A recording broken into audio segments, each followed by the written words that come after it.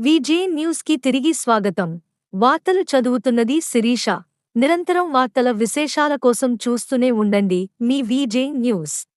ఈనాడు సంస్థల అధినేతగా అందరికీ సుపరిచితుడే రామోజీరావు. ముఖ్యంగా రామోజీరావు ఫిలిం సిటీ నిర్మించడమే కాకుండా ఎన్నో చిత్రాలకు నిర్మాతగా వ్యవహరించారు.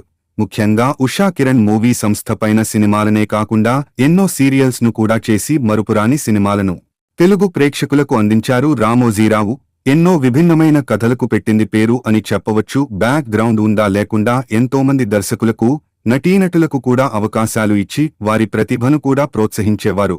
అలా ఎందరినో తెలుగు సినీ పరిశ్రమకు అందించిన రామోజీరావు ఈ రోజున కన్నుమూయడంతో చాలామంది అభిమానులు, వ్యాపారవేత్తలు తీవ్ర దిగ్భ్రాంతికి గురవుతున్నారు.